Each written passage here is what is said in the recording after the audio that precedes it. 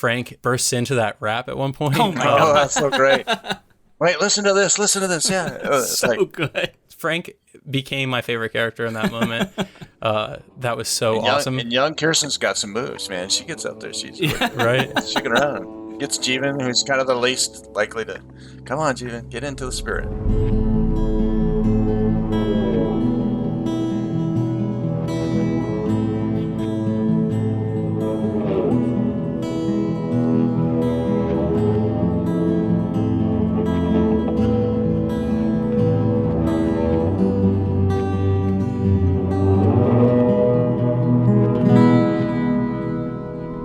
Welcome, friends, to episode 216 of the Ink to Film podcast, where we read the book and then see the movie. I'm filmmaker James Bailey. And I'm writer Luke Elliott. And this week, we discuss the second half of Patrick Somerville's 2021 series, Station 11. And joining us on the stage this week is Patrick Swenson. Patrick is a writer, publisher, teacher, and retreat director. His books include The Ultra Thin Man, its sequel, The Ultra Big Sleep, and his latest, Rain Music. Welcome to the show, Patrick. Thank you. Thanks for having me on.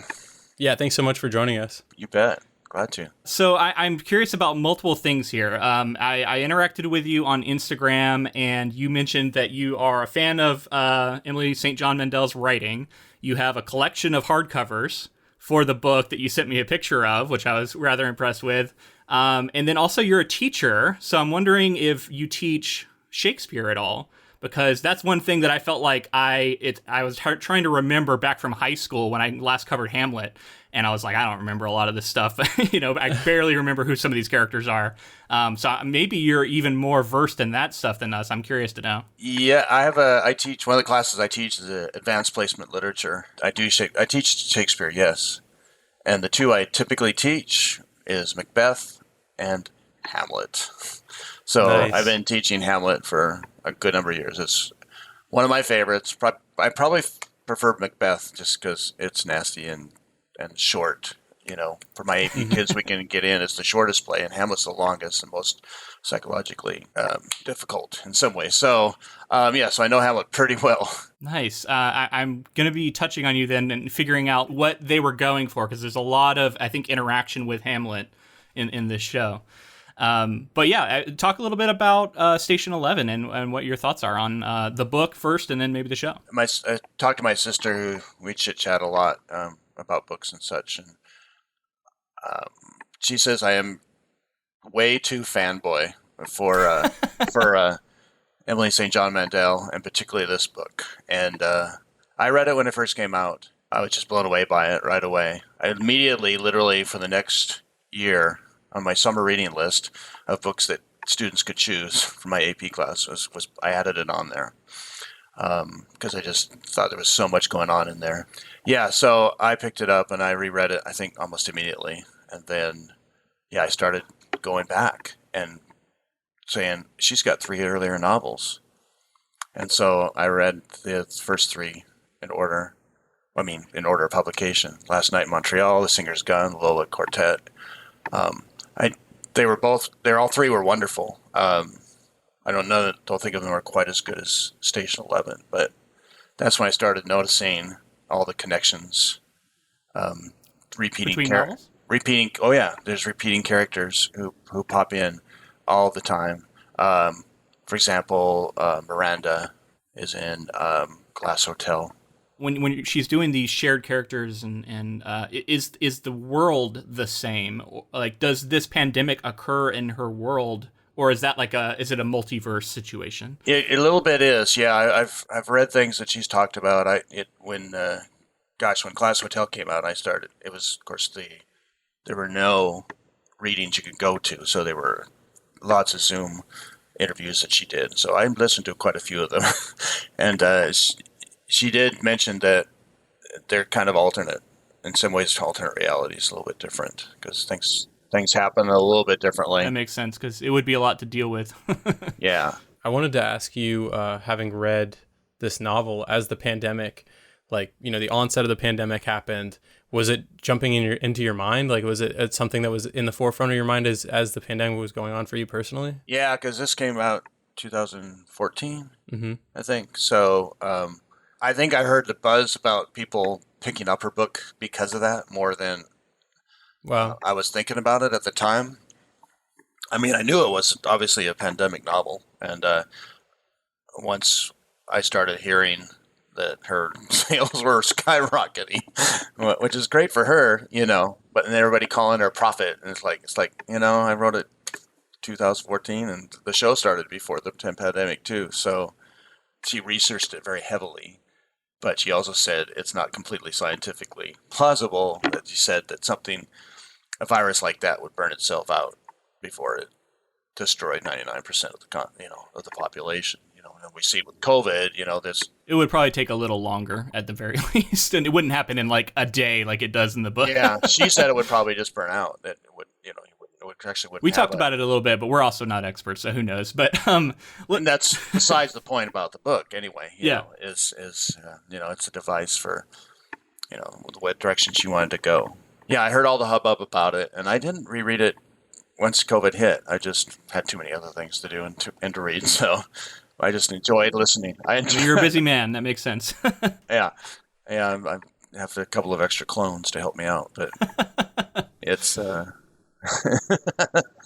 You watched the show as it was releasing as well. I was wondering, what are your general thoughts on the show and specifically the second half that we'll be talking about today? Yeah, I mean, I love the show. Yeah. There's moments where I go, I wish I would have done this, and because I had such love for the book, what Emily did for that. But yeah, overall, I really liked it, and most of the changes, I was thumbs up about. Yeah, there's some big changes that were surprising, but I understand a lot of where Somerville, right? Somerville, the showrunner. Yeah. Another Patrick, so he has that going. He has that going for them. Yeah, for him, and The Leftovers has that going for him too.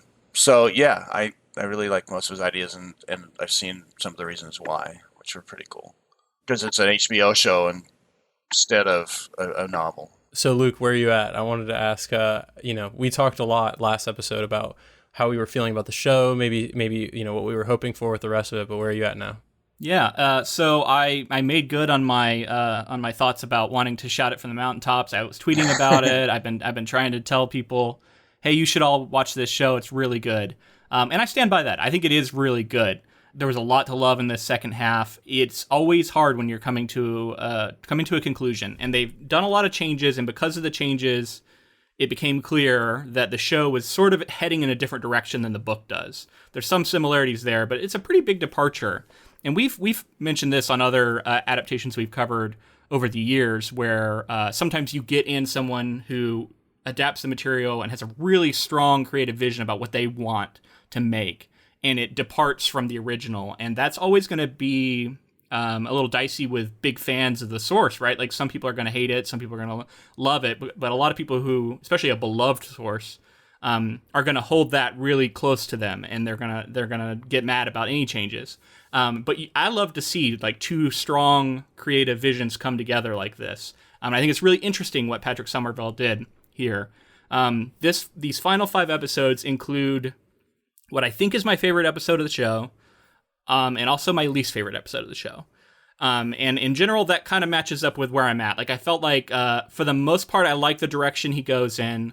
I do think there's a couple things that were very ambitious that maybe didn't quite work as well as I would have liked them to. But I'm really curious to know where you two are going to be at for the individual things, and we'll talk about them along the way, because it could be that I maybe missed something, or I'm misinterpreting something, or what have you. So I'm not like really adamant about that feeling, but my general thought is still very, very good. But there was a few sort of missteps for me personally, or things that didn't quite hit the mark I think he was going for. And we can talk about those in specifics later. But what about you, James? Where are you at? Yeah, so at the end of last episode, I talked about how we burned up a lot of what was in Emily St. John Mandel's book. And I was kind of tempering my expectations, kind of thinking about how things might be different. And I trusted the vision that Somerville had, and I was excited to see what was going to happen next. But going in, I was reserved. And Luke was talking about how much he loved the show, and I really, really enjoyed it. I think he was a little higher than I was even on the first half. But I came out of the second half, maybe because of expectations, really blown away. There are some changes like Luke is talking about that maybe don't feel complete, but just as a whole story here, I felt myself more emotionally invested, which I think was sort of what Patrick Somerville was asking of his audience, is like get more invested in the connections, get more invested in these people, because some of the characters have a lot more to them. We explore them more. It is very clever the way that they crafted the story for all of these character beats to be so interwoven in almost a convenient way, but I liked it for what the story is. It's this story of hope. Patrick Somerville said that Station 11 is a story about how everybody is connected, and you just need to find the right frame to be able to see how sometimes. And I think that's like very specific to his vision of what Station 11 is, not what the novel was. So I think he was making the decision to be different from the novel. And I think it was successful. Like there were moments that I felt couldn't happen and then did happen and were emotionally satisfying, even though they happened. And overall, I walk away just having gone on this emotional journey, exploring some of what Emily St. John Mandel was exploring, but really changing the story in a way that's it's entirely its own thing. And I even made the comparison to Leftovers, and I want to make sure that I say like this show is like it's got maybe some things that made me think of Leftovers, but it's entirely its own thing. It's not very similar to Leftovers at all. And I think some of the ways that the story was changed, they leaned more heavily into the Hamlet story. And I think that was clever and cool as well, because you get some of Emily St. John Mandel and she's referencing Hamlet, and then you take sort of the structure and some of the story elements of Hamlet and you add that into the story to sort of build this conclusion. So he's drawing on not just the original novel, but also Hamlet itself to tie the novel together, to tie the story together in the show. And I found it to be satisfying. Yeah, and in fact, I think in the novel itself, she only mentions Hamlet briefly. I don't remember that maybe they have a production of it. Obviously the character connections are in the novel too, not for everybody, and and Somerville added some. But then also, some of the connections are in other books, as you find out too. But that's just slightly. I guess what I'm getting at with highlighting the emotion so much is that like I cried multiple times in the show, and the novel didn't move me to tears, but I felt the emotional journey, of course, because it's a great novel, and it definitely leans into like the psyche of like society going into this sort of thing. And something about this story in the show is just a little more grounded. I remember watching the show. If your audience see me, they'd see me doing this with my arms crossed. Yeah, and prove it to me. Only, prove it that this is going to be good. Only because I love the book so much. And I had emotional moments in the book, but it's been so long ago now I don't remember, 100%, if I had tears flowing down my face during the book or not. But I certainly did a couple of times during the show. So, and I'll be interested to hear if your least favorite, Luke, is mine also. Okay, yeah. Of these last, you're talking about the last 5, right? Yeah, the last 5, yeah. Yeah. I think there is something to be said, and we've talked about this before. Crying when you're reading a book, like you kind of have to be emotionally in a certain space. You have to be able to devote a level of focus. You have to be comfortable in your environment. There's a lot of things that have to go into that actually happening. But when you're watching a movie, they hit you with this multimedia powerhouse of music and sound and sights and story, and like everything can hit you, and like they've turned this into a science. They know how to get people to cry. TV commercials are good at doing this, so they know how to do it, and it is like I'm almost powerless to it at this point. I'm like, yeah, if you really want to get me to cry, you can get me to cry. And there's a difference too of how you, as you mentioned, how you read the book, but in the amount of time too. I find I'm more emotionally attached and can weep in my chair if I've been reading it I read it in a few days, or in some cases, I look up and like, I just read this whole thing and I haven't done anything else today, and that's the same thing, with a film, a series, you're just going back to back to back and they're manipulating you all the way through, and you have no choice but to sit and watch at least the episode. Of course, these days streaming, you can pause and stuff like that, but yeah, there's something to be said for it for sure. Yeah. Are we ready to get into the episodes themselves, James? Yeah, absolutely. So episode 6 is called Survival is Insufficient. Kirsten sets off in search of Alex, who has disappeared after an attack orchestrated by the Prophet.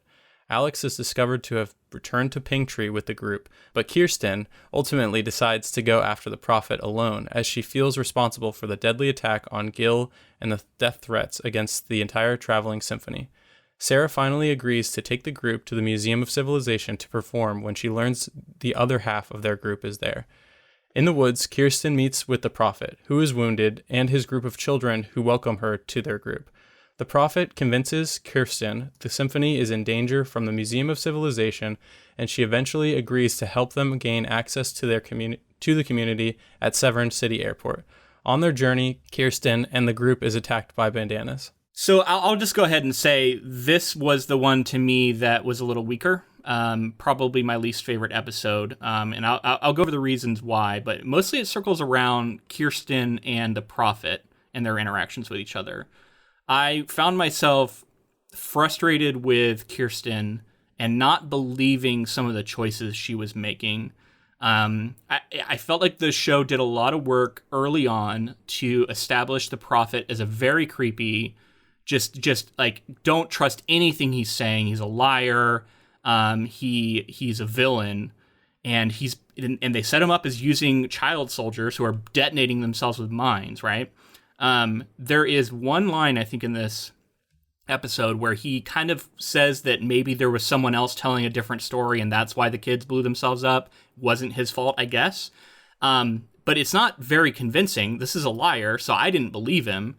And this begins what I think is an arc for them trying to kind of rehabilitate Tyler as a character and make us feel for him, want him to have some sort of resolution with his family, and feel like he's actually a misunderstood kid who went down the wrong path and all this stuff. But it was tough because he's very different in the book. He's definitely just more of a villain. But even within the context of the show, I didn't think they did a good job on selling me that Kirsten would buy this. And she kind of does, even though she doesn't, like, she definitely is skeptical, but like, she at the very least is going along with him and willing to take him to the museum with her and potentially put in danger all the people that she loves and cares about. And a lot of that, I don't know. I had trouble believing it. And that character, that like dissonance with what I was seeing on screen and what I believed in the character, set me up to have issues with this episode in particular. Yeah, you're talking about Kirsten, literally first time she sees him on the log, knifing him right away without hesitation. Which I loved. Right? which was great, you know. I mean, not great, but no, it was great. So, yeah, my problems with Tyler's character arc are the biggest question I have in the whole series. But, and it's not all because of how he changed, because there's obviously, I mean, how Somerville changed him, because there was obvious reasons for him to change him.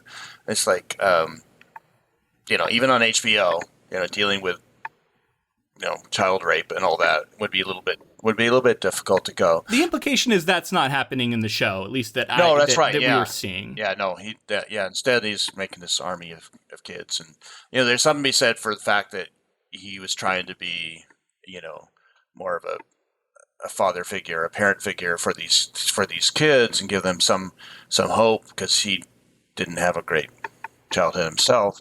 He was kidnapping a lot of them too. But he was kidnapping them, and he was strapping them up, so and brainwashing them, and so, you know, if you're going to have a villain, you're going to have a villain, and what it ends up is you really don't have a villain in this show.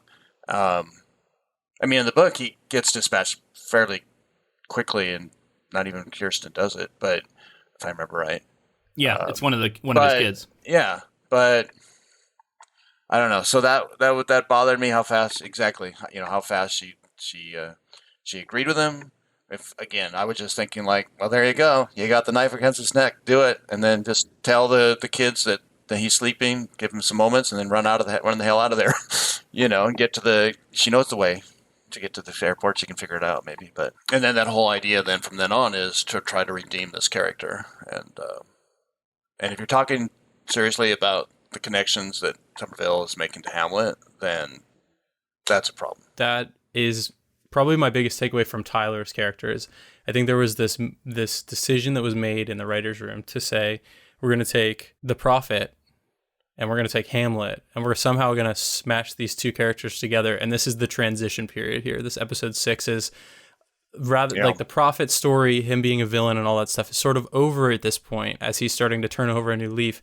And then this, from here on, we're getting the idea that he was this like disgruntled son or whatever you want to call Hamlet, who would then go on to be like weird and people couldn't figure him out or why he was doing the things he was doing. But ultimately it was all like in the hopes to get some sort of revenge for what happened to his father or something like that. And I think that that's sort of something they're playing with there to varying degrees of success.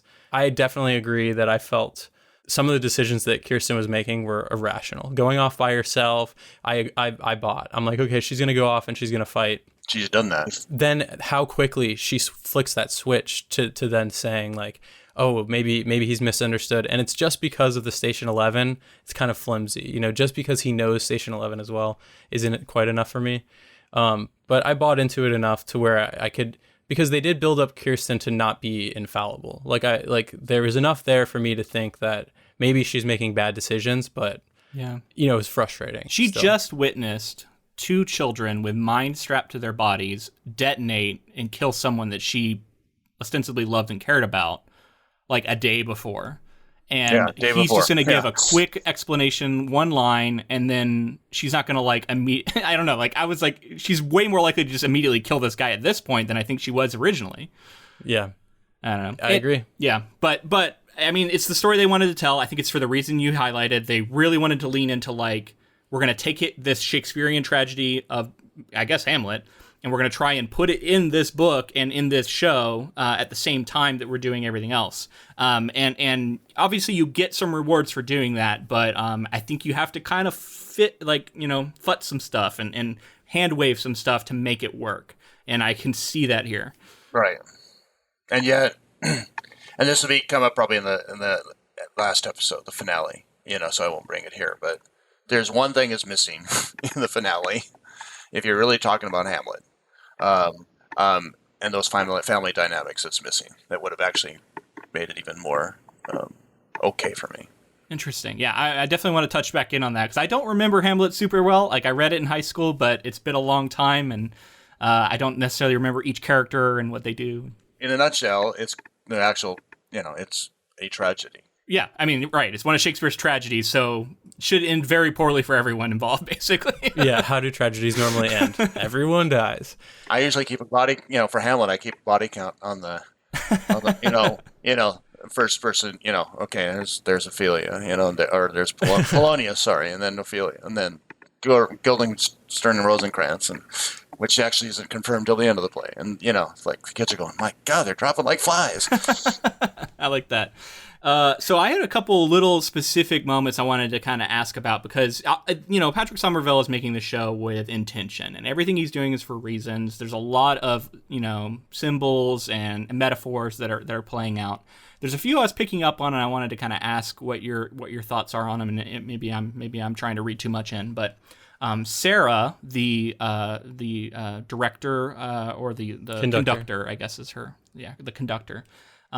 She gets her glasses stepped on at the end of the previous, maybe 2 episodes ago. And she gets them back and they're broken. And then she ends up having to toss them aside and she gets new glasses, but they don't work. And for the rest of the show, she's having she can't really see and she's very, you know, she's not in control anymore, really. And to me, whenever I see vision, maybe it's because we covered Blade Runner or something, but like whenever I see anything related to vision and eyes and glasses, I always start thinking like, oh, they're going for a metaphor here, right? This is, you know, if someone's blind, they're blind to something. And so I'm wondering, is this a metaphor for Sarah being blind to something in particular, or can she not see a path forward? Like, what do you think they're going for with this vision stuff? If anything, I think you gave it to us on a silver platter right there. You think I'm right? I think it's that she lost Gil and she doesn't see a way forward. Okay. Yes, and it's a nice segue as we slowly lead toward Kirsten becoming the head of the group. Right. Mm-hmm. By the time, you know, by the last thing, she said, God dang it, I'm the director. Yeah, there's a transition of leadership going on here for sure. Yeah, you're totally right about the imagery. My AP is coming up by Friday. We're going to be talking about Oedipus Rex, and there's a whole bunch there about the people. But then in Oedipus, it's the people who are blind are the ones who really can see. The serious the blind prophet. He knows a lot of what's going on, and at the end, Oedipus exiles himself from Thebes when he finds out the truth, and he blinds himself. So, you're talking a little bit about light and the darkness there too. So she's in the dark, and she may even know the truth, and she's ready. She's hanging on, but she's ready to pass on.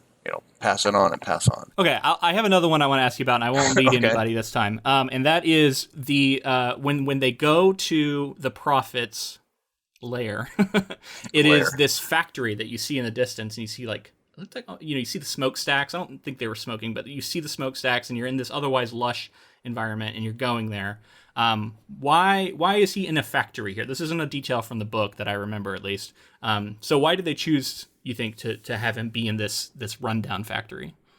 Possibly could be because he is. That is interesting because he's so against the before, and that the factory is an image of the before. Right. But it's broken down. I don't know if I've attached any significance to it, but other than it's got shelter, but it's a relic for him, and he pushes against the before, but at the same time, deep down, he's still connecting with it, and he's sort of putting on a front for these kids and making them believe there actually genuinely is no before, but he knows that he's lying to them. So maybe it's some sort of he's, as much as he is trying to escape the past, it's still there. This place is still there. This is still shelter for him. So I don't know. It also could be transitional too. The fact that he's if Somerville's working on redeeming him, and you got Kirsten overly trusting. Thank you. Him. Yeah. Okay, I'll help you on that path to redemption. Then maybe that's symbol of the symbol of the past, and he's hanging out there, maybe. But yeah, I like that. And this one I didn't have a clear answer for. I just felt like it was an intentional choice. Whenever I see something like that against beautiful nature, and then you have something that's kind of ugly and modern and industrial, I'm like, okay, well, they're doing that on purpose because it's tied to maybe the destruction, and maybe everything wrong with the modern world, right? And the fact that he is there. I don't know. Maybe you're right. Maybe it's he's not as distant from it as he likes to think he is, or he actually is embodying something destructive from the past, even though he thinks he's not. Well, and nature is destructive, right? Nature, maybe human nature is also, because nature has overcome this man-made structure over time, and all the places, it's a commentary on destruction being a natural thing. Yeah. Okay. Yeah. I mean, I think those are the things that are there, and they want their viewer to be thinking about that. I have a moment that I wanted to bring up though, and it's important to sort of what we were talking about with Kirsten and Tyler. And it's these conversations they're having over fire, talking about Station 11. And it's interesting because Kirsten is realizing how similar their situations were. There's even this line about Tyler says I got the comic book from someone when I needed it most. And it's very clear that that's exactly what happened with Kirsten as well. And so the similarities in the story, and we talked in our book coverage about interpretation of stories. And there's the moment where Kirsten is dead set. She knows who's in the suit in Station 11 and tells him. And he's like, I never read it that way. And just how funny that is to comment on media in that way, and the way that people misinterpret things sometimes, and how even Tyler was probably misinterpreting the story because he didn't know who was in the suit. That I just thought that was an interesting moment to note. And I think Tyler gets it when he needs it most. And I'm not sure about Kirsten because it's a gift in the middle of a happy time for her before Arthur's gone and stuff too. And she's his understudy, and knows the lines, Lear, and so obviously she's going to look at it through a different lens. I think as a Shakespearean actor. Yeah, it kind of.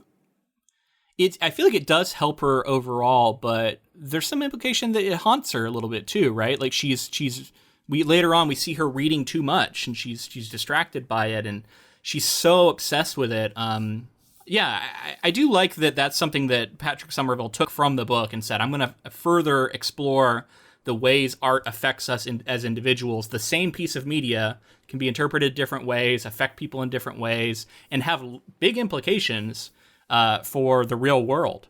And we see that here as like it's one of the key things that motivates both our protagonist and our antagonist, right? It's the same comic book. And don't they use it as don't they use lines from it as code too? Yeah. Kirsten's so intrigued by the story and so sucked into the story that she can't live in the real world. And we're seeing that Tyler is using the same thing on these other children. They're so sucked into it. They're preying on their childish belief in like, the supernatural and their imagination and making them believe that it's real. Yeah. Well, let's get into the next episode. So episode 7 is called Goodbye, My Damaged Home. Kirsten revisits memories from her younger self, remembering her time with Jeevan in his brother Frank's apartment at the beginning of the virus outbreak. Prior to their arrival, Frank dumps his stash of heroin after a distressing phone call with his sister, Sia. Jeevan later finds his drug paraphernalia, which leads to an argument between them. Eventually, their food supply dwindles, which prompts Jeevan to want to leave the apartment with Kirsten, but Frank refuses. Frank eventually reveals his reasoning, which is that he believes Jeevan cannot survive supporting both him and Kirsten due to his hip injury. Before they can leave, and during the performance of Kirsten's play, an intruder attempts to take over the apartment, killing Frank in the process and nearly killing Jeevan. In the present, Kirsten struggles with being poisoned by an attacker after the bandanas attack. Yeah, so this is, we didn't really touch on that, but she gets stuck with some darts, I think, and she's got some sort of poison that takes her down at the end of the episode after she kills multiple guys. The kill count for Kirsten is definitely higher in the show. She's no kidding. She's full-on knife ninja, which I guess I should have predicted because it's TV, right? Considering where they cut off, she was surrounded by, 5 of them? Yeah, she kills 5 guys somehow, yeah. Yeah, it's like, okay. Kill them all. And doesn't remember it, yeah. But yeah, she goes into this dream, and this is like, I think at this point it's probably kind of a trope, but this is one of my favorite tropes, if it is, in like visual media, and it's having a character be present in their adult body in a memory from the past, be able to interact with it in weird ways, try and affect it and be unable to. Like there's an inherent tragedy there of like wanting to change and not being able to. And then it's like you get to be all weird because it's a dream and you can affect things. And then the visuals that you can pull off are so clever. You can have these scenes playing out with a character in the background, and you can just do all kinds of cool shit. This was my favorite episode of the series. So back to back, I went from least favorite to favorite. There are a lot of great ones that follow this too, but this for me it hit all the notes I wanted. It was probably the most creative episode. I really felt like Somerville was flexing here. It reminded me of some of my favorite episodes from The Leftovers that do similar things like this. And yeah, I'm just a sucker for this kind of stuff, and I thought it was extremely well done. It's like visual introspection. It was one of my favorites too. By the way, the first one. Episode 6 was not my least favorite. Okay. But certainly all the weaknesses. But the one that was my least favorite is also got some really great parts. So, but anyway. Yeah, we'll talk about it. So, yeah, I love this. I love this a lot. And, it fits nicely with HAMLET, too, because, there are ghosts, and old Kirsten actually, is conversing with her younger self. Yeah, like that's great, right? And, so then you go like, well, she's dreaming this, but does she have a memory of seeing herself, during the time she was in the apartment? Probably not. It's just part of a dream, and I think all of it is, as well as Kirsten could be trying to fill in details because, the highlight climax of that scene with him getting killed, with Frank getting killed, is she's in the closet. I mean, she's in a room. She's locked up. She doesn't see that happen, so she's recreating that, and I assume Jeevan later on tells her, maybe perhaps some of what happened. But right, you're talking about like trying to figure out how she could know some of this stuff, because we get her in scenes that she's not a part of in the real world, and she's like listening to conversations she wasn't privy to. And I think that opens the door up for maybe Frank's a ghost in the real world. But it's not. It's an open to interpretation. But with the way we see him talking with Jeevan later, And the references to Hamlet, maybe Frank's a ghost, and he's communicating to her in some way via this dream, telling her about conversations she wasn't there for. Yeah, and Mandel likes ghosts. There's ghosts in most of her novels. Cool. Or strange things that happen. So this episode destroyed me. Yeah, emotionally. Oof. Oh yeah. There's one moment I want to highlight too. It's like this moment where they're still watching TV. The society's still going on. Kirsten's in the room and I think she's reading her book or something like that. And it's Christmas, I believe, or very soon to be Christmas. And yeah, they got ugly sweaters on. Yeah, they all have sweaters on, and it's clear that the world is over. Everything's over, and they shut the TV off, and they're just like, I was hit by just like the emotional weight of like being an adult in that world and realizing you have a kid here who can't grasp the concept of the fact that the world is over and you're trying to grapple with it. And then Kirsten starts singing, and just the innocence of not understanding it and like being that like light in that moment, but also, it's just further highlighting how like children can't understand these concepts, and they're like being forced to grow up in this pandemic or in this apocalypse. They have to become adults a lot faster, and like they're trying their best. Frank and Jeevan are trying their best to let her be a child as long as she can, and then obviously that comes crashing down at the end of this episode. And the subtext of the performances within the performances, which is also a Hamlet thing, right? Like they're putting on a performance, play within a play, a play within a play. All of those are my favorite scenes from this show. Is anytime they're performing Hamlet, they're performing Kirsten's play here, and just like Frank is saying goodbye to Jeevan in this, and it's so emotionally heavy, and Kirsten again is just too innocent to really understand the gravity of it, and she writes his death scene. Obviously Frank's death scene, which was just so like gut wrenching. Overall, this episode is just amazing, and how Frank bursts into that rap at one point. Oh my god, that's so great! Wait, listen to this. Yeah, it's so like, good. Frank became my favorite character in that moment. That was so awesome. Young Kirsten's got some moves, man. She gets up there. She's right, shaking around. Gets Jeevan, who's kind of the least likely to. Come on, Jeevan, get into the spirit. There's a karaoke scene in The Leftovers that kind of reminded me of a little bit. It's so good. And I was wondering if maybe that guy's a real rapper, like in real life, because it sounded like it was him performing, and he was very good. I think I read somewhere it's somebody else's song. I read something somewhere else, but I can't remember who it was, or it was a character I didn't know, or a singer I didn't know. The track is Excursions by A Tribe Called Quest. Mm-hmm. Okay, Tribe Called Quest. Somerville was saying that he killed it. Like he was like, I can't remember if it's exactly just one take, but it didn't take a lot. Like he crushed that whole rap so like good. All the way through. That was fun. Yeah, and again, we talked about this last time, like having a little bit of a break from something that can be otherwise very emotionally oppressive. It's a nice little break in this episode that's very heavy. That is also Shakespeare. That, a comic relief. Right, or comic relief, or pathos. Pathos for the victims. For Frank in particular, to make that even more horrifying when it happens. One thing I thought, going back to when you were talking about the Christmas there, the song "First Noel," right, is what she sings. Which a young kid herself, you wouldn't think that would be the choice.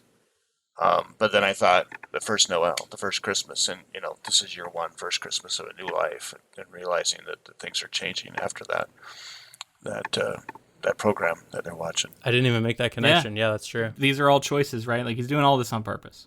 I wanted to. There's a line that they give to each other here that I wrote down that I thought is backs up what you were saying, James. He says, "We're adults. We pretend we're not scared." And I thought that was really good, right? Like it's the difference between the kid, right, who you said like maybe doesn't know, but is allowed to be scared, versus adults in this situation who do know what's going on but have to pretend that it doesn't scare them to benefit the children, right? And just that dynamic is an interesting one, and I'm sure one that a lot of people who have lived through COVID can relate to, right? Especially if you have kids, like trying to be strong for your kids or be strong for whoever while you are actually secretly freaking out. Yeah. So there is a couple little notes here I have from this episode that I want to touch on. One of them I'll just briefly, kind of a throwaway, but I call this the Dr. House effect. He uses a cane wrong, I'm pretty sure, in this episode. It's a hip injury, not a leg, so I'm not as confident, but he constantly is walking with the cane as like an extension of the bad leg he has. And that's not how you use canes, as someone who has used one a lot in the past knows. And I think this is a remnant from House, who famously, they made a decision, for whatever reason, they thought it looked better to have him use the cane wrong for the character. And then I think that, like, I've been seeing it in TV and movies ever since. I don't know, maybe it happened before that, but for whatever reason, directors seem to think it looks better to do it that way. Wasn't part of his whole thing that, like, he was sort of a liar too? Though, like, the leg would like, some of the time he wouldn't necessarily need the cane. I mean, that doesn't make you a liar, though. Sometimes you don't need, like, I'm someone who occasionally uses a cane, too, so. Well, what I mean is, like, I thought that some of the time he was playing it up, his character, because that was within his character. Maybe. They did make him a drug user and some stuff, so. It reminds me of the old guy from the Game of Thrones. So it was always old Pycelle, I think. Pycelle, and had the chains on, and then they have that one episode where, he's just, limber. Hanging out with the ladies, and then he puts it back on, and then he goes. I didn't think that was intentional. I actually think that this was just a decision somebody made along the way of they think it looks right for him to do it that way. It's more dramatic or something. And I've never realized, because I've never used a cane. Yeah. Most people probably don't care. So let's move on. There is a part that I wanted to highlight that I found really emotional for me, and it's the very end of the episode. We get the final scene of Kirsten sitting in the room with Frank, and he's dead on the bed. And this is something she didn't actually experience, right? Like, she's on the other side of the door, I think, and talking to herself and telling her, you don't need to come in here. And then the scene transitions to a modern, current moment, I guess, or imagining of a moment, where the room is full now of green, as something, as life has come in and grown all over the place, and now he's a skeleton on the bed, and that moment was powerful, and I think it touches on some of the stuff we were talking about with the factory, maybe, and talking about the new life and the life from death, the growth from death, the sort of cycle that we all live in, right? I felt like it was a moment where they didn't say anything, and it was all just on screen visually, and it still. You didn't have to. Yeah, it was perfect. Yeah, and because adding on to that is the fact that, okay, this is in the moment, but in the modern day, but her arm is almost black. Yeah. Right, because it reminds us it's still the dream, and we've seen all that green and all the different repeating. Scenes, repeating settings, right? And Somerville's masterful at that, because we're cutting back, we're seeing the before and the after, and we see that growth. We see the death, but we see the growth, which is an outcropping, of the pandemic. Killed everyone, but the Earth is still growing. It does seem to be accurate too. I know that I think Discovery Channel put out some sort of show about what would happen if, like, all humans were just gone all of a sudden to our world. And yeah, I think the thing is, within a year or two, like, the forest would retake the cities. Like, the level of growth, I think people underestimate how quickly that would start happening. Yeah. Earth would probably say, thank you. Yeah, right. I mean, during the pandemic, we saw that, right? Like, some waterways cleared up, and, like, we saw, like, new creatures in areas we hadn't in such a long time. Air quality better. Nobody was driving as much. Yeah, during those early days.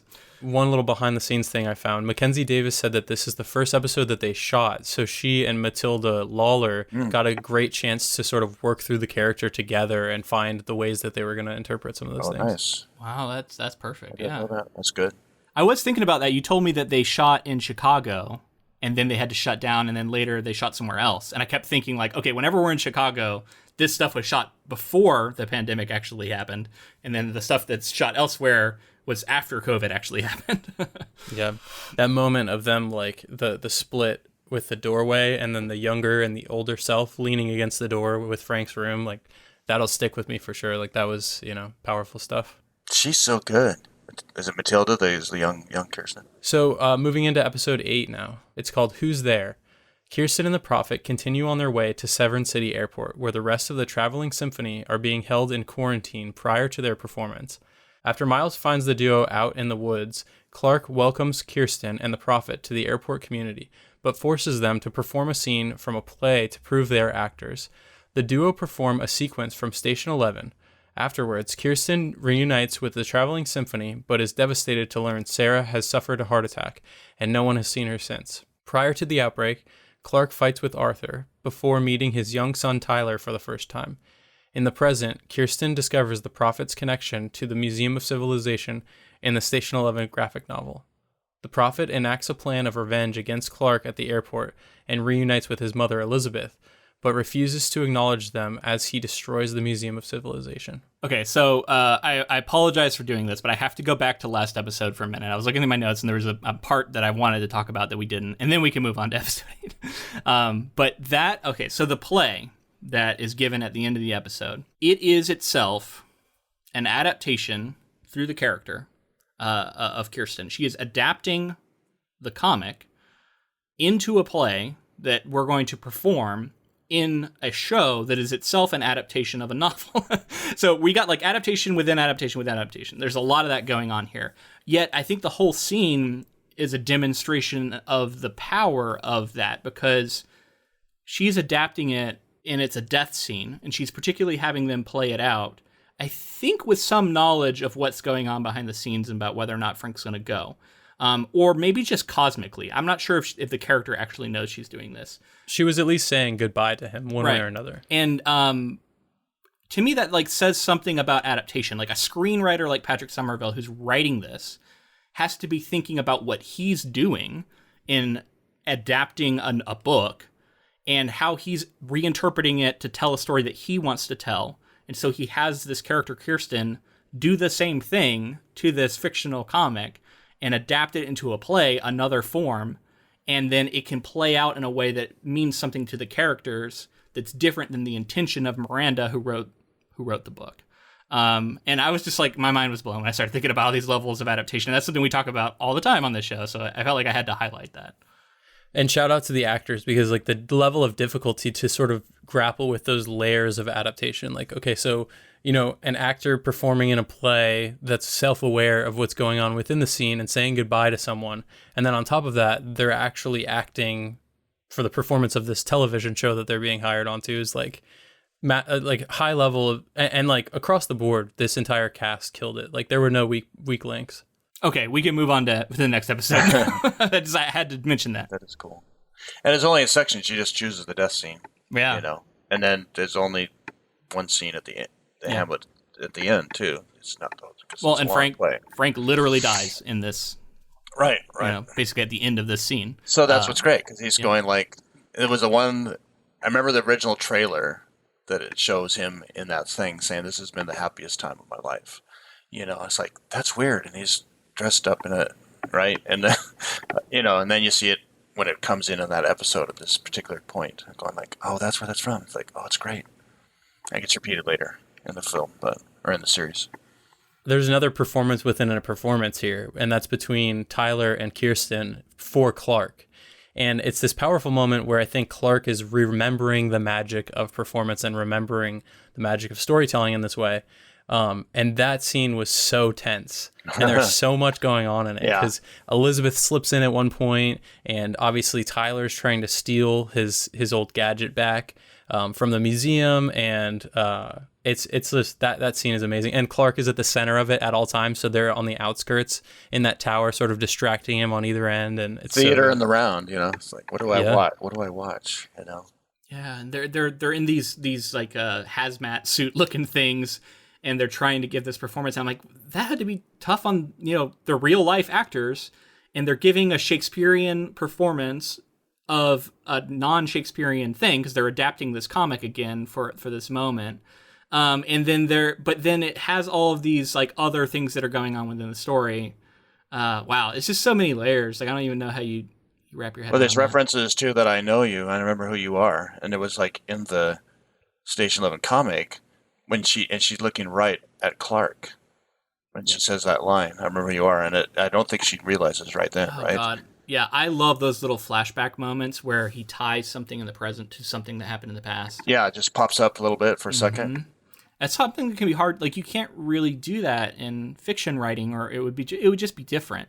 Whereas that's something that you can do in these visual mediums. You can just have a few frames almost of just a moment, and then you can just kind of be like, "There's a little mysterious moment," and we'll circle back to that and explain it later.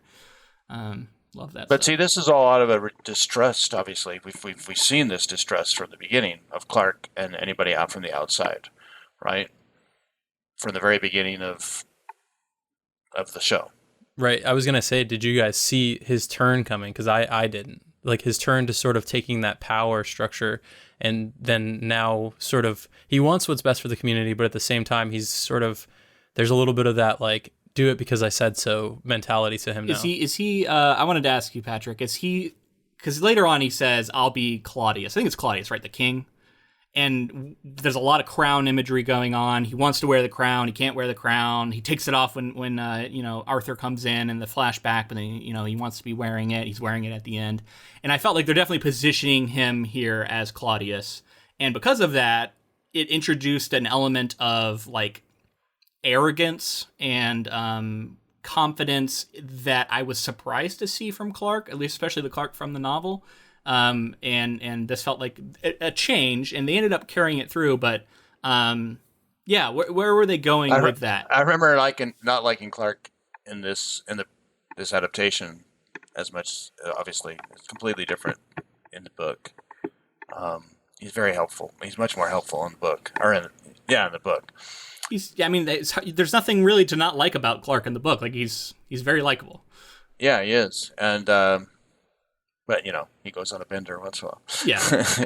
Even in the first half of the show, I felt like he was pretty likable all the way through. Like, there wasn't much to say that he wasn't. So that turn was effective. Yeah, he was he did what a good leader would do at the beginning. Do we see that with his lover too? It's like you did that. You gave a couple of speeches that were great, and he has to give speeches. He's got the chops. He's got the actor chops. And he's let all that go. And like you mentioned earlier, you see like he's realizing this is a moment that he's missed this, watching those two perform. And we see his fall, I think, in the past, right? Like this is where we get a lot of the flashbacks of him interacting with Arthur, and then he starts drinking again after he'd been sober, that's always powerful when people do that in the show. Like I feel like TV shows love to do this, right? Like someone's been sober for however many years, and you see him grab that drink, and you're like, no. Yeah. No. And he does it, and then we see like his darkest moment, I think, right? Like he falls apart here, and we see him at his weakest moment. And I think it's important for him to position that in this episode, because this is a clever thing that storytelling wise Patrick Somerville is doing, and I want to remember, because we talk about lessons we can learn. Like I want to remember this. He's mirroring his flashbacks. He's making them work in a way to inform the present, right? So in the past, he had a fall, and everything went wrong, and it was almost like a tragic fall.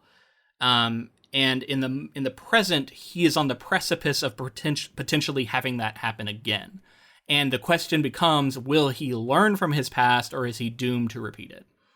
And that's where we see, I think, Clark's arc kind of play out from here. Who's there? Which Clark? And I was going to mention the title, the Who's There, which is literally the very first line of dialogue in Hamlet. And it's the sentries on the battlements outside the castle, outside Elsinore, and they are at readiness. They are preparing for some possibility of war.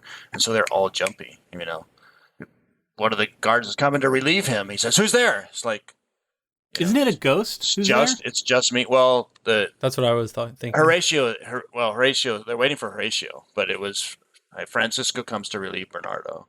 And then Bernardo comes to relieve Francisco. Francisco leaves and is not seen again in the play. But so they're waiting on the battlements for Horatio to see what they've seen twice already, which is they've already seen the ghost. But Shakespeare sets it up. It's night. It's midnight. It's cold. The air is bitter and cold, and they're distrustful of each other. There's a whole scene with Horatio explains why they're out here. why they're having guard duty. It's because the Norwegian, Fortinbras, who's pissed off and may come and attack them. So it's like they're jumping, who's there? It's like he knows that he's going to be relieved, and then here's Clark going like, who are you? Prove it to me, and it's like it's an what does he call it? He calls it a vetting process or something. He has something else he says that it's difficult to do. So there's layers there about identity, and that's a big thing with Shakespeare too, and who is who, and there's a whole thing about drama and masks and playing a part that's not your own. So, and Tyler's pretty good considering that he says, okay, then when he says I'll be Hamlet, it's like, when has he been, Yeah, I would have liked to see some evidence of him doing some acting when he was a kid, maybe, because I agree, it was almost... he was around his mom, who was an actor. He's been around actors, and I guess that's what we're supposed to just believe he's able to do blood. it. Yeah. It's in his blood. Yeah. He's just a natural born actor. And he just has Hamlet memorized, apparently, enough to be able to perform it. Yeah. Well, no, the scene with his mother, he's on the script. He's not off script yet. Oh, right, and they're performing Station 11 here, to be fair, not Hamlet. Although he has some Hamlet lines, I think, right? He does, yes. Yeah. I'm trying to remember which line it was. Yeah. But he comes up with the right. I've never been good at remembering Shakespearean lines. Like, they go right out of my head. This show is also, and this story overall has made me want to revisit some Shakespeare. Hey, well, stay tuned for the end of our episode because we have an announcement we're going to be making about that. That may have been a tease. A little teaser there. One thing I did want to talk about here is in writing, and I've heard this is just as like a creative advice, is to have characters have a lie that they believe about themselves, I think, or just a lie that they believe, right? What lie does this character believe? Or what lie does this character believe about themselves? I forget, you correct me if I'm wrong on the way that's said, but a lot of people give this advice for characters, right? It's a good way to create some like internal conflict. And I felt like, in my imagining, Clark says his here because he tells Arthur, I don't want to be you at one point when he's in his lowest moment, right? And I thought, like, that's a lie, I think, right? Like, Clark kind of wants to be Arthur, right? And that's really where some of my conflict comes up with Clark being this leader. Like, it seems so much, especially in the first half, that he's doing it for the right reasons, but this all recontextualizes this like struggle that he has with Arthur recontextualizes him in the spotlight becoming the leader and giving these extravagant speeches that everybody loves, wanting to wear the crown. And is that an attention seeking moment as well, or is it both? Which it probably is, because we see that that's the others in the previous, when he's talking to Arthur and he says, you're great and you don't deserve to be, like, you've got this greatness and you lucked into it, or because everybody finds you charming, and then that's you blow jealousy, it up. Right? You always blow it up. It's jealousy. Yeah. Right. And he lies to himself and says he's not monster. jealous. Right, exactly. There's some changes to Elizabeth as well, right? Like from the book, she was this religious zealot. And I do like the changes that were made for Elizabeth because she's far more complex, and being a part of this triumvirate and then really challenging Clark's authority in wanting to bring the traveling symphony, having it be like a 5-year plan that she'd been pushing, and the way that she wants to open the doors to the public as well. Like she wants to open the doors to the airport and have it be, because obviously they've been so isolated. Yeah, there's a number of religious elements to the book that Somerville kept out, right? I mean, in fact, Tyler himself was a religious. His were all religious based. All of his problems with the world. Yeah, that's something that I really liked in the book too. That was kind of amazing. Like the villainy of of this "everything happens for a reason" line, and how that can be poisonous. And that we don't really get that here. We're all the heroes of our own story, so he was a villain. And he knew it. But he thought he was doing it right, so that's the lie he believed. Right. There is a line here that I just want to shout out because I loved it. Sarah gives it, and I think to me the implication is like I'm just too tired to go on. I can't keep up with the things I've been doing. But she says my bones is cold, and I just thought that was great. My bones is cold. Really I'm gonna start saying that when I'm done. Yeah, my bones is cold. When Kirsten isn't looking down, right? Yeah, I think you're right. Yeah, when she hears it, or say that. It might be that moment. Yeah, I just like that. Oh, and then also we got the torch. Okay, so the torch fake out I thought was smart, right? Like he lights up this like memorial thing, and it draws out Clark to come see it. And I was like, oh, that's the torch, because we keep hearing, I'm gonna light the torch, and you'll know when it happens. And then that's not actually the torch. The torch is the tower itself that explodes at the end. Which, again, it's like makes us as viewers be like, no, he had so many like little things that he had The curated museum. in there. The museum. It was something that like I really identified with, like that want to preserve knowledge and everything like that Clark was doing. So that for them to destroy it in the show was very surprising. Well, I guess if they had to have some carnage, that was better than all the children blowing up the entire that's true, airport too. and everybody. So, Well, yeah, I felt like that was kind of a dangling thread at the end we can touch back on, but like, what exactly the plan was? In the book, one of my favorite moments in the book is there in the tower, but that's near the end. Yeah, I want to talk about that a little bit too when we get to the end. I think let's move to the next episode. So episode 9 is called Dr. Chaudhry. Almost a year after the outset of the virus, Kirsten and Jeevan seek refuge in a lakeside cabin during winter. The pair are at odds over Kirsten's persistent reading of Station 11. Jeevan argues that the pair need to find more people, while Kirsten is mad that Jeevan made them leave Frank's apartment. While walking back from searching houses for supplies, Jeevan secretly tosses Kirsten's graphic novel while she checks her rabbit traps. That night, Kirsten finds out, and the two have an argument. Trying to make amends, Jeevan goes out at night to retrieve the graphic novel, only to be attacked by a wolf. Waking up to severe wounds, he drags himself across the snow, trying to return to Kirsten. He passes out before reaching the cabin and is found by Lara, who happened to drive by on her motorcycle. Jeevan is forced to recover from his foot amputation amongst a group of strangers who rescued him, most of whom are pregnant women desperately in need of another doctor besides Terry. Jeevan is devastated to learn from Lara that Kirsten had disappeared, but decides to stay at the birth center and assist with multiple births as a doctor. Afterwards, Jeevan returns with Laura to the cabin, where he realizes Kirsten is truly gone. In the present, Jeevan lives with Lara and their children at a lakeside cabin. Jeevan leaves for a house call, but promises his daughter he will return in a few days. We have Jeevan wearing another mask here, right? He ends up becoming Dr. Chaudhry, I think. It's again like the roles we play. EMT in the book. Yeah. So, becoming an EMT. He's in training, yeah. Yeah. The full circle part of Jeevan being this helper, right? That's the first thing we learn about Jeevan, is he wanted to run on stage in the book and in the show. In the book, he had prior knowledge as to how to actually administer CPR and that kind of thing, and he rushes on stage being the first person to see this heart attack. And in the show, he doesn't, but he runs up because he wants to help the situation. And that's Jeevan all the way through the story that we see, and like he's always wanting to help, and sometimes he can't. And even in the case of Kirsten, he helps her, even though he may not have been the best equipped to do it. He was the only person to do it. And then to come all the way to this, this is one of my favorite episodes. I don't think it's my favorite, but one of my favorites. And all the stuff that we get with Jeevan amongst these pregnant women and helping, that stuff was extremely powerful in a pandemic apocalypse story that I think we normally don't get. That's the ray of hope, right? Like that scene was so hectic, and I felt so bad for Jeevan, because he's just learning as it's happening, and I thought, it was awesome to see him actually lend a hand and help, and it work out. So I have a love-hate relationship with this episode. Yeah. So this is like that. So I couldn't, when I said my least favorite episode, I think part of this was my least favorite. So, but the first episode we talked about definitely was weaker, all around.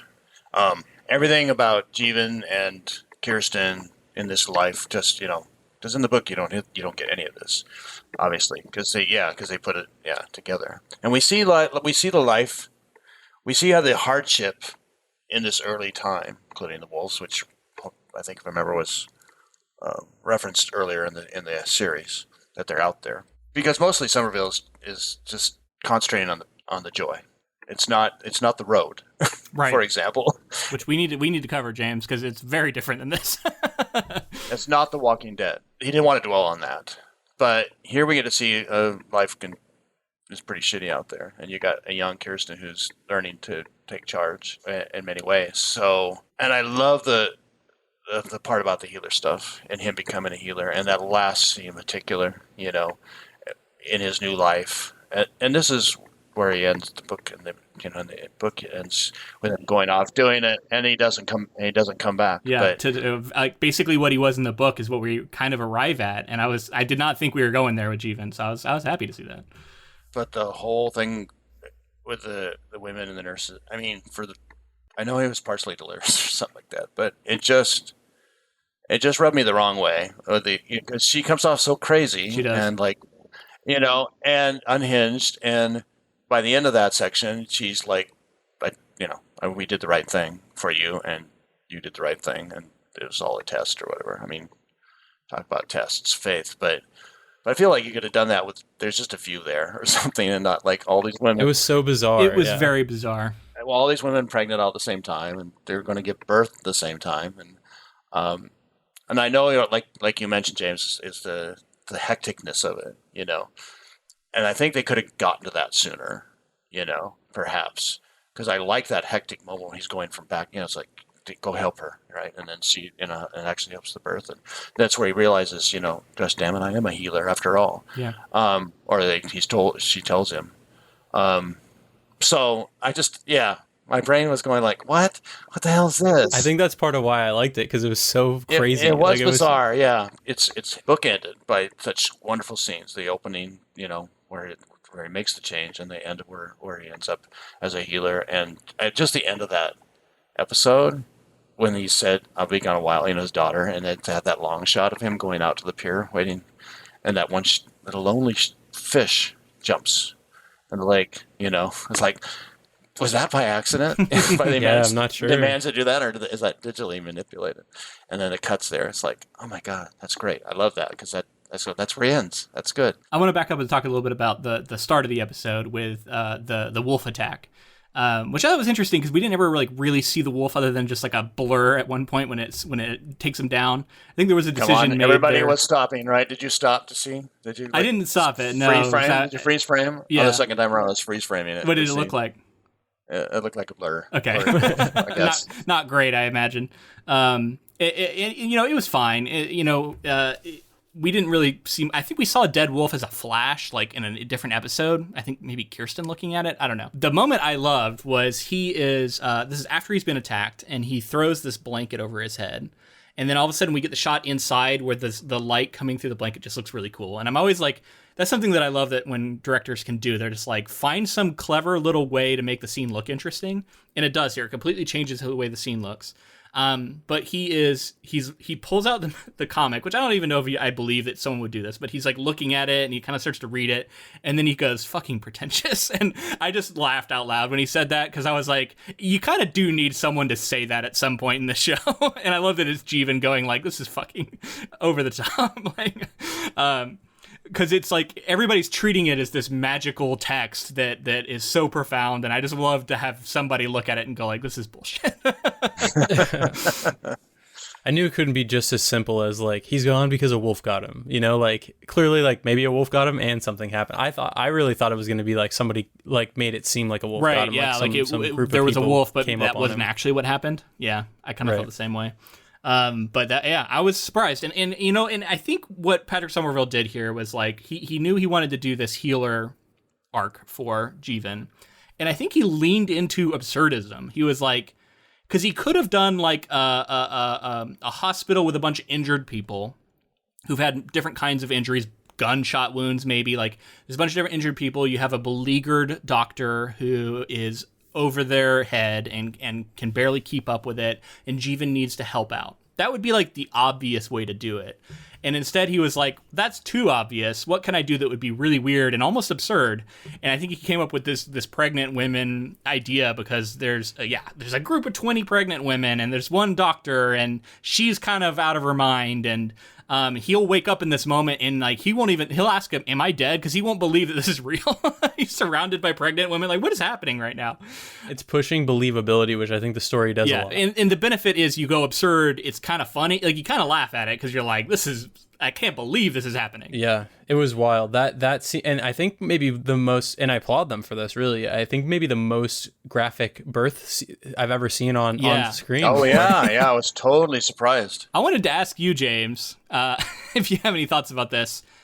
How do you do that? Because I was like, Yeah. it looked real, but I'm like, can it be? It has to not be real, right? I mean, it's either prosthetics, so do it practically, or it's CG, but I would assume CG if I had to guess. What a choice, huh?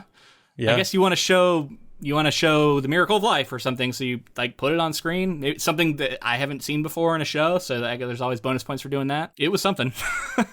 And then, yeah, tying it back into what Patrick was talking about with the, like, Tyler shows up and there's this, like, lingering mystery of this girl, Rose, keeps talking about David's coming for me, David. And, like, you can put the pieces together and realize it's Tyler. And then you're doing the math, like, he couldn't be the father, right? Pretty certain by the end they make it clear, but I was predicting that Rose's baby was Alex, and pretty certain that's why he's like Tyler's holding the baby, and he's like, I can't bring it with me, can I? And he's so connected to Alex in the present. So I kept thinking Alex from the Traveling Symphony was this baby that Rose gave birth to. It. If that wasn't clear in the show, I thought maybe it would have been. I'm not sure. I mean, in advance of you had figured it out. You thought pretty sure then. Yeah, I like that. I mean, it's not something I was, definitely picking up on, but it seemed like another way to tie these characters together. And it also goes along that, like, change for Tyler and how they're positioning him. The conversation he has with the doctor I thought was really important for Jeevan. He has this conversation with the doctor, and she says something to the effect of being present for death, being there, bearing. I think she says bearing witness is the job. And I immediately thought about all of the images we've seen in the pandemic of doctors and nurses being at the bedside of people dying from COVID and holding their hands and being there because family can't because of the protocols, right? They can't even be in the room. And how we hear about people who are getting burnt out because they're doing this day in and day out, and then people are obviously not even believing that it's real and all this bullshit. But I felt like that was a moment that was connecting within the story for what Jeevan is doing, but also just to us, right, as viewers and what we're living through right now, and positions this show into being like a really timely and profound thing that's dealing with stuff that we're dealing with in the real world. Yeah, I have two sisters who are nurses, and one of my sisters, her daughter, was working in the COVID ward too, as a nurse, early nurse practitioner. I forget what she was doing, and my sister was CNA maybe. Yeah, and my sister was in the cancer ward, and she's always been in the cancer ward, so she was like literally talk about head to toe covered up because no way you could get any of that in there. And then I have a third sister who was the head of IT at the hospital. So they all saw all this stuff, and this is in Montana, but I got hit really hard. Very, very much, deniers a lot of things. It's like, don't tell me that people aren't dying. It's like I have family, who's seen it. And held some hands too. And bearing witness is the job at that point because there's nothing else they can do. Yeah. And it's an important part of it. Yeah. Right, and it becomes important. I mean, obviously, we see that fruition next episode. Yeah, and that's something that Jeevan realizes he can do even without his training. He can bear witness, and I guess that maybe that is the answer to the birth scene. Is he's also bearing witness to the beginning of a life, and then we see him see so many lives end too. And that's something that Jeevan can do, and he does it well, and it is an important job. Yeah, and you have and again, very symbolically, that we see new life and new births happening in a new world. Yeah, Luke, you talked earlier about the power of the medium, and I wanted to talk about a scene that just hit me like a tsunami, which was the scene where Jeevan comes into the cabin looking for Kirsten. And then finds the compass, sits down, and says, "I'm not okay." The flash of the hugs. Yeah, the hug, and then flashes through Kirsten and Jeevan, and the score rises, and it's this like that was one of my amazing, moments. Powerful moment. That was one of my tear moments. And he's wearing her jacket, right? I realized that too. Like the jacket she's wearing at the beginning, he has it on. I don't know if it's been split open or something, but it's got a very particular color pattern. And I think as an adult, like later on in the cabin, he's wearing it at one point. And I was like, are they positioning him in a different way here in the dynamic of the relationship? And I don't know. Like, I thought that something was going on with that too. But yeah, that scene was spectacular, and it does lead me to wanting to ask about something else. But I'll let Patrick weigh in first. That cut of all the was like there's literally 5 or 6 of them going in for hugs. Like, gosh, did we saw all those? I guess we did. Yeah. So that's So the opening and the ending for me was just like so powerful. So that reminds me of the compass, and I wanted to ask you both about that. So there's a compass given to Kirsten by Frank, I believe, and it is broken, and it always points east. And I was like, this means something. So you've given a character a broken compass that always points east. Not just always points in one direction, but specifically east, where the sun rises, right? So I don't know if that is what they're going for there, and just if either of you had thoughts on the significance of the compass. Pretty certain right as he gives it to her, that same episode, he talks about like his apartment being home, the condo or apartment where he lives being home, and he was very particular about talking about his east-facing window where that amazing sunrise comes up. And they talked about it being the east, and then him giving her a compass that always points east, as in points like to something that would remind her of home. That was what I drew to be the I do like that meaning behind it. But it's also just a symbol of Frank, and the fact that he sees it laying there, so it's also a message. It's a very clear message that he needs to move on. That I left and I'm okay. And I made my decision. And he knows better than anybody that she's going to be fine. She's like, wow, with a knife thing. She's like, you're looking really good, earlier on. And if this compass is a way to point home, like you mentioned, James, I kind of like that, like a point east, point towards maybe her time, those first 100 days in the condo. And she's left it. And I think that's heartbreaking to Jeevan in this moment because it feels like, is she lost now?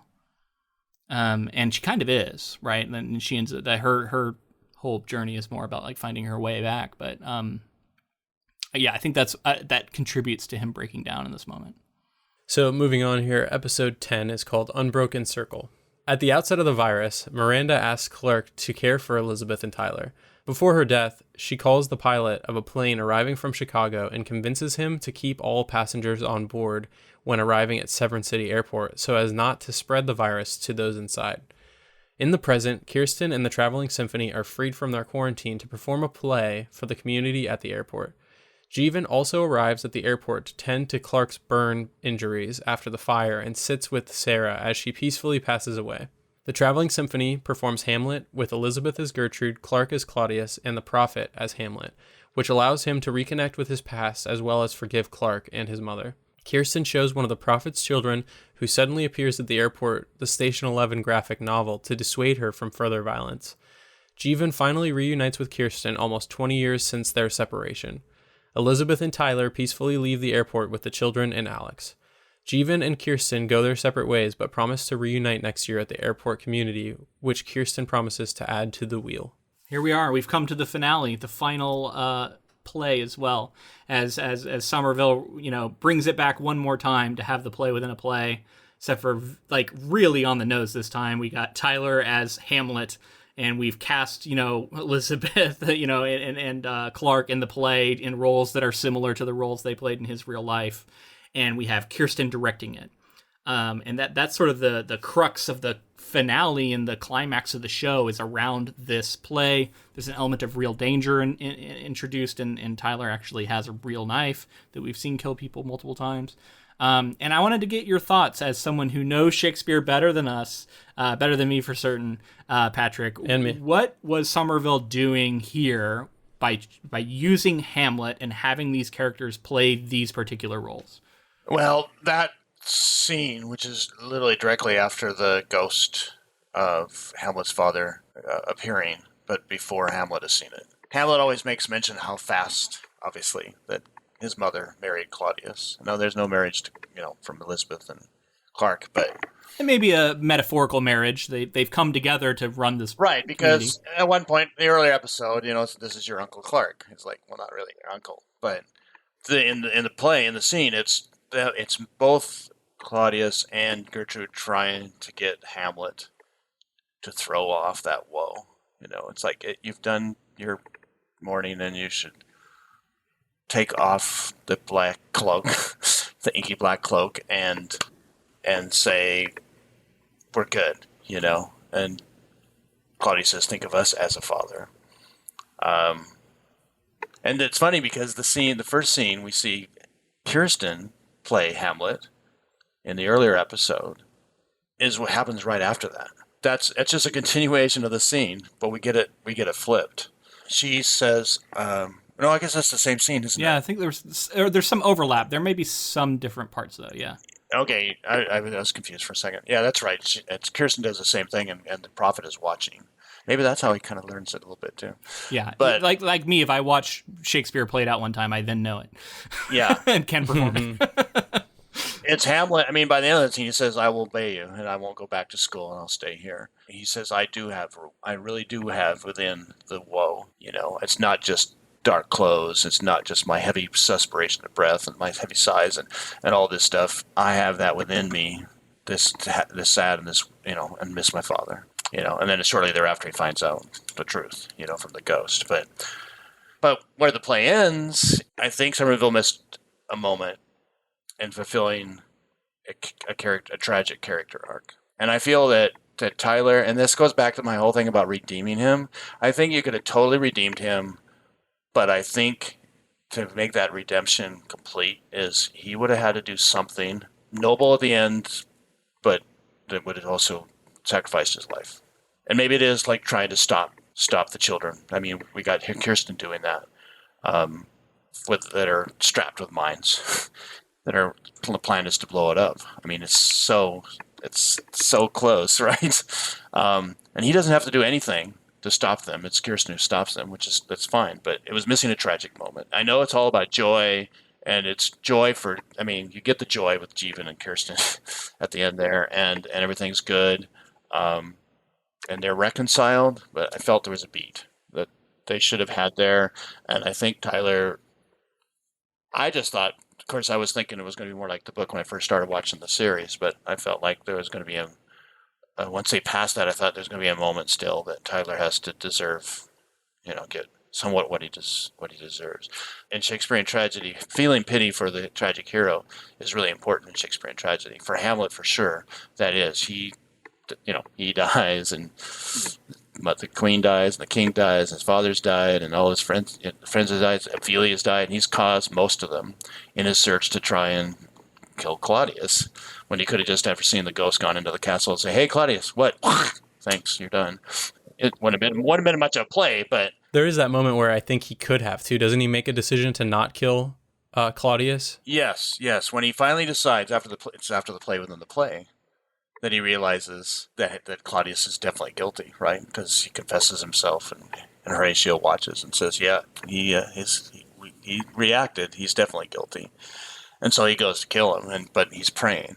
Oh, that's what it was. Yeah, he's praying. He says because he's right there, and Claudius is sitting down to pray, and he's going, "I could do it. Now I can do it. I can do it right now in revenge for my father." And he goes, "Wait," but then he's praying, "I'll send him to heaven. And my father is walking as a ghost because he didn't get to do his last rites and last sins. So I got to wait until he's doing something bad and then kill him."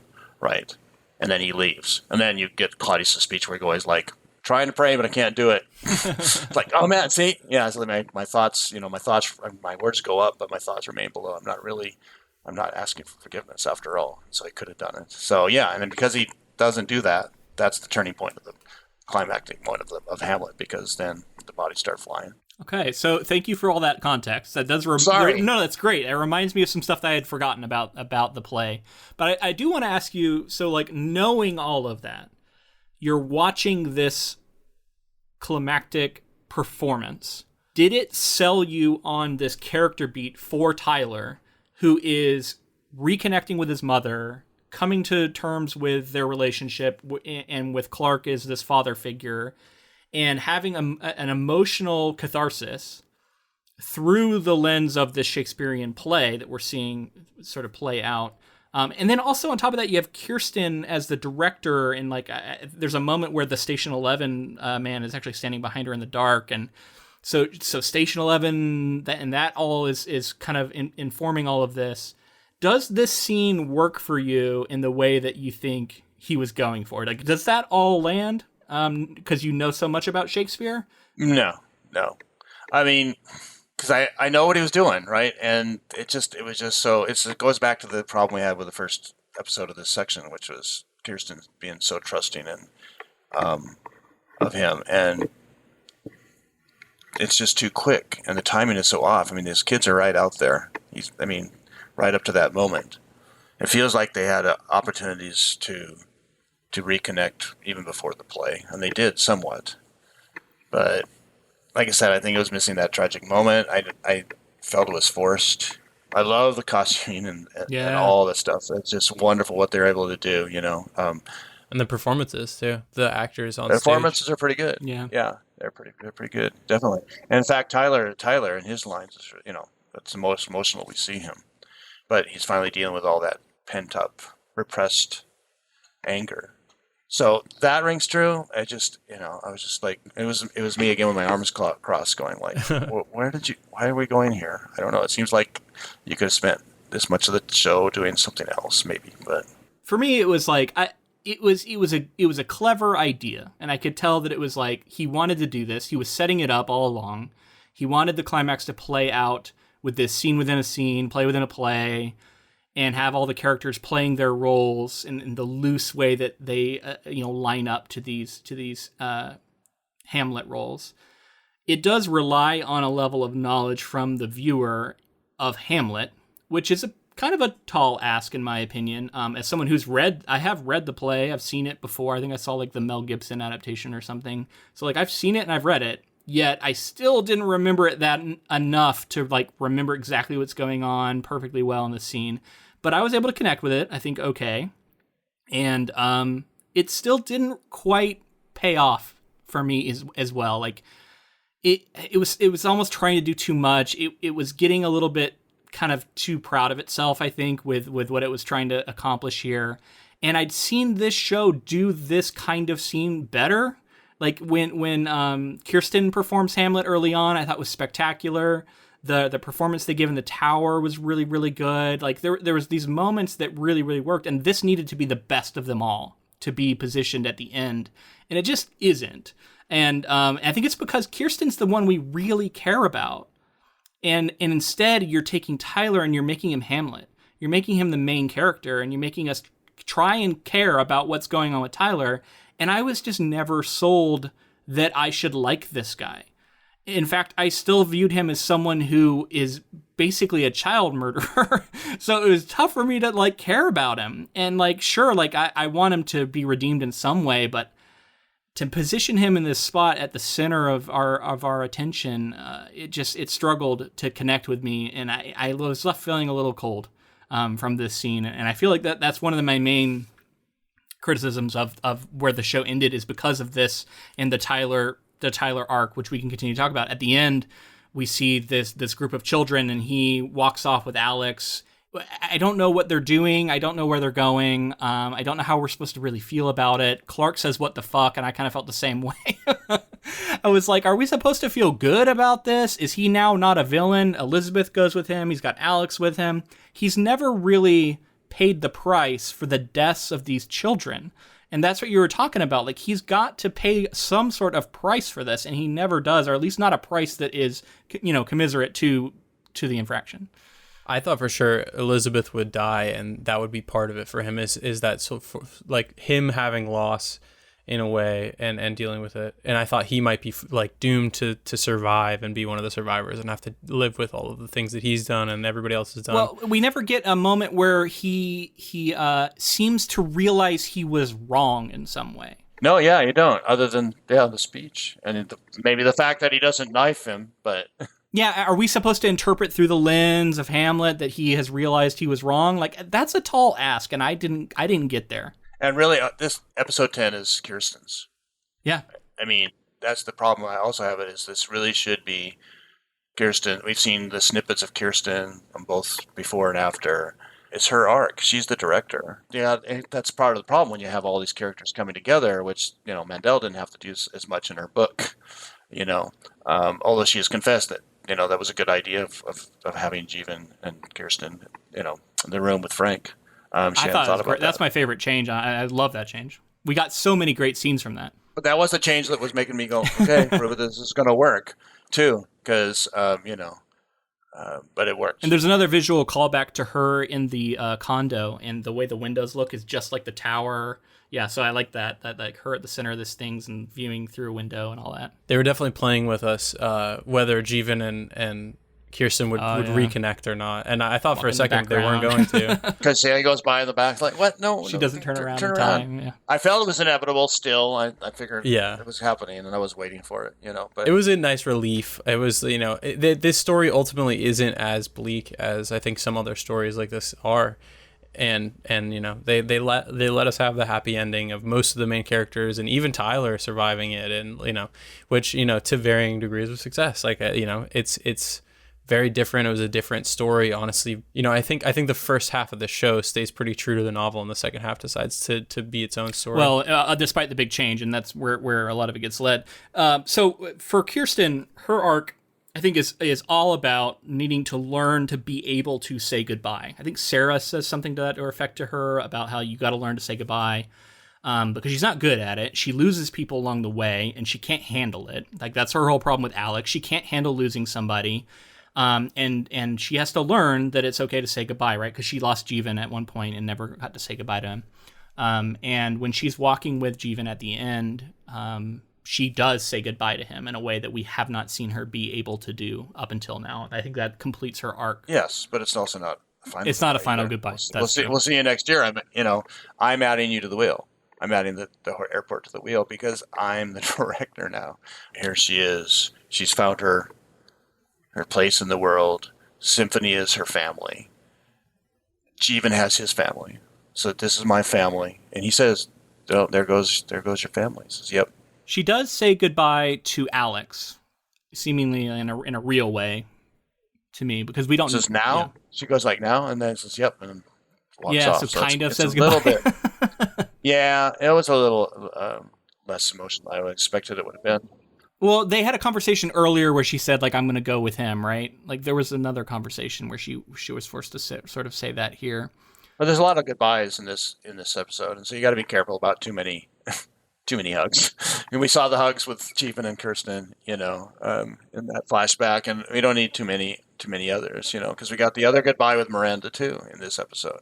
I don't know if I just want something that is impossible, but like the moment of like them seeing each other again and all of that coming back and her realizing he's alive and him realizing she's alive, like in that moment, it was good, but it wasn't.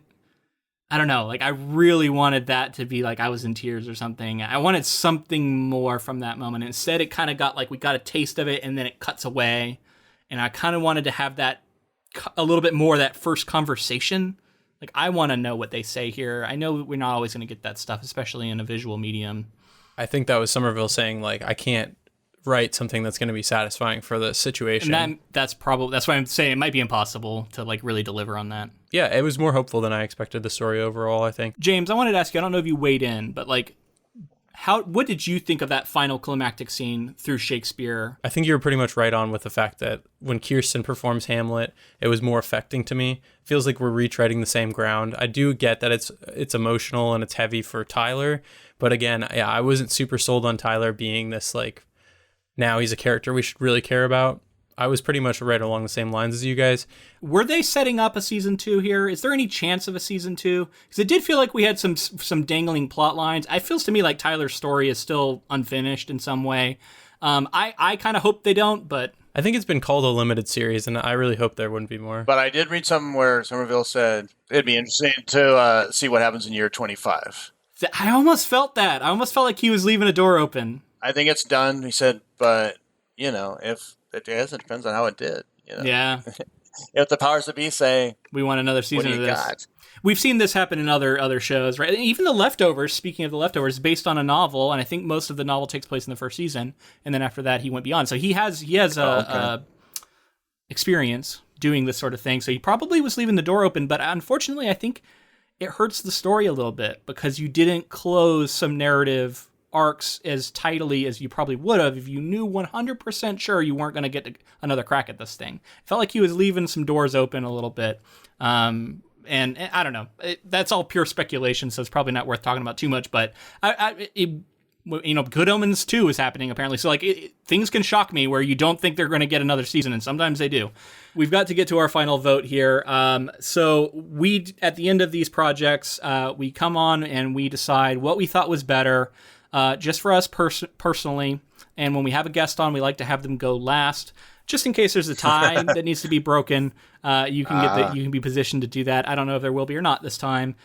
James, do you want to start? So when we read the book, I was completely floored by it. I love this like literary take on genre story, and like, it was moving. It was ingenious. I mean, obviously the show, as many times this is the case, owes almost everything to the original story. But I'm going to be a little bit of a contrarian here because I feel like I can tell the sort of lean of the podcast so far, our crew here of three. And I'm going to take the show for the emotional weight that I think that it brought all the way through. And, there were some hiccups, some things that I wish were different, some things that didn't hit quite perfectly. I thought it was very ambitious to try to like really thread Hamlet in as integral as they did to the plot of the story, especially nearing the end. Bold. Did I think it worked every time? No, but I appreciate it for that. And, through the whole I enjoyed myself the entire time. And I think it's definitely one of the most enjoyable experiences of a show I've watched in a little while here. So definitely loved it. I love both. I absolutely adored the novel when I read it. I think you can hear my enthusiasm in that first episode. And I really like this show a lot. I love a lot the changes that were made. And in fact, if I were to go back and read Station 11 now, I would miss Kirsten and Jeevan's relationship, how it plays out, with Frank, and that would feel like a miss to me.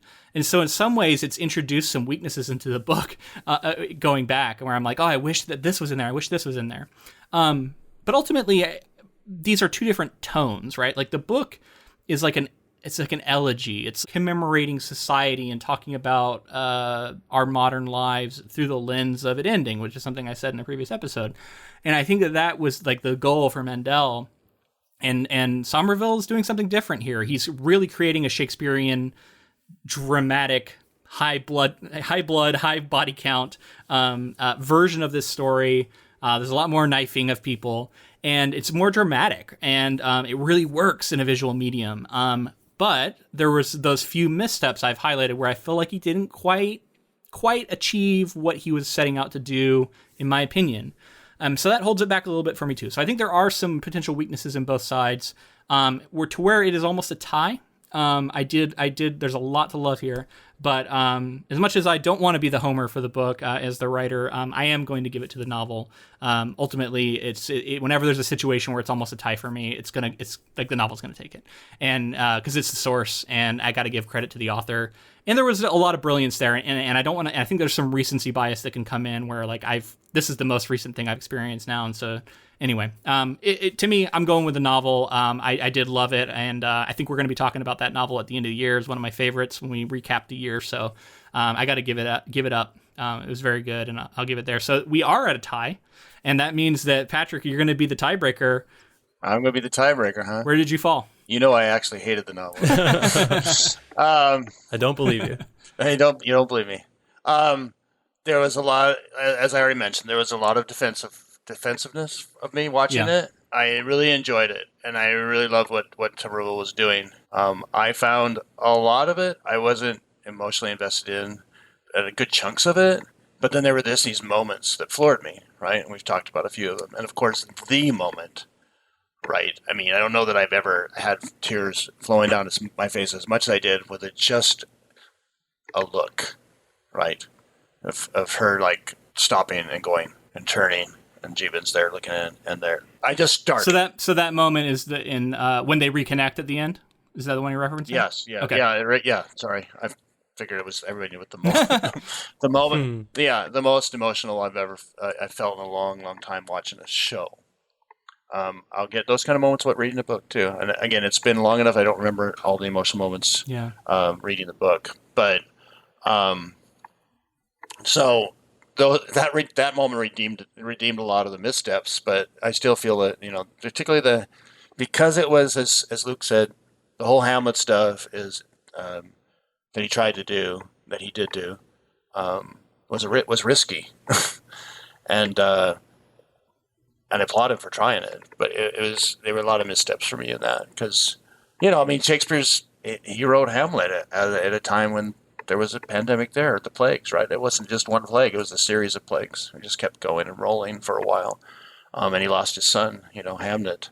So I see what he's doing. I know what he was doing, but not everybody knows the Shakespeare connection as much as you mentioned. It's particularly Hamlet. It's a long, complex play. But I love the idea of art, and the traveling symphony, and survival is insufficient, right? The Star Trek Voyager, and that's a moment in the book, and moments in the book that I loved, and I love the literary aspects of the book and what Mandel did, and now even more knowing the connections she's made from other novels. So the book is a win for me overall. That's my vote. But I still enjoy the series a lot. So. That seems appropriate to me. I'm glad you stuck to your guns with the show because I think it deserves at least one vote because it was very good. But the novel's going to take it here.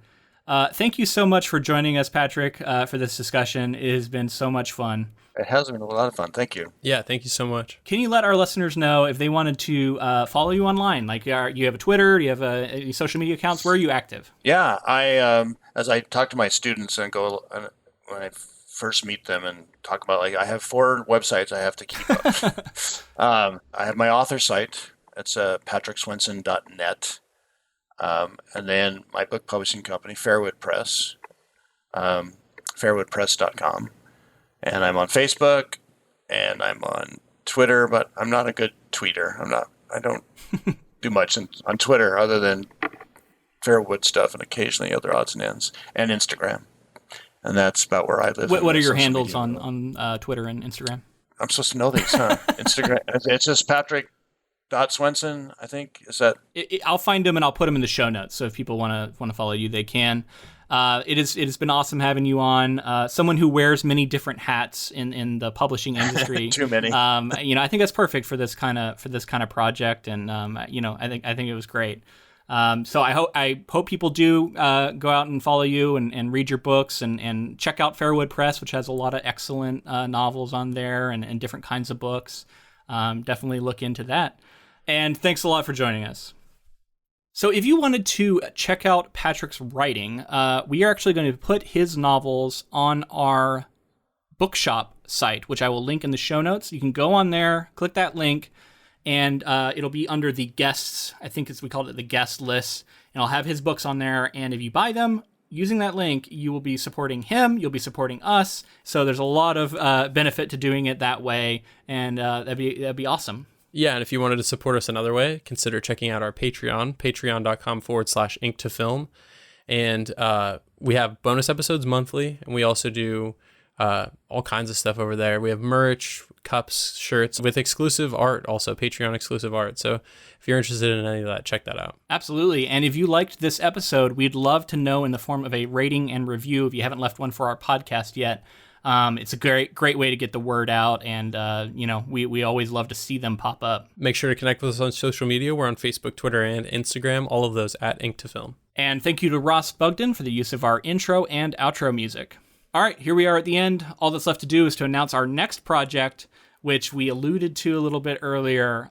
We are going all the way back to a Shakespearean play ourselves. We are going to dive into the world of Shakespeare. I still don't know how I'm going to talk about Shakespeare in a single episode, but I'm going to try.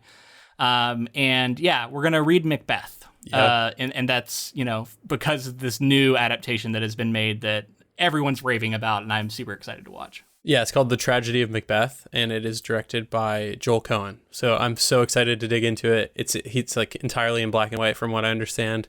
Denzel Washington's in it.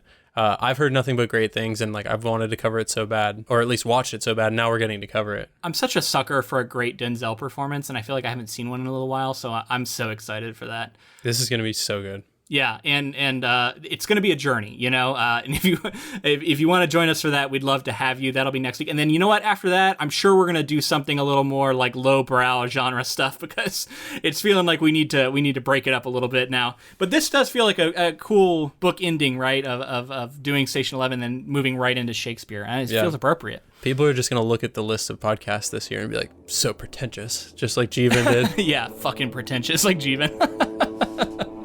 All right, thanks everybody, and until next time, keep adapting.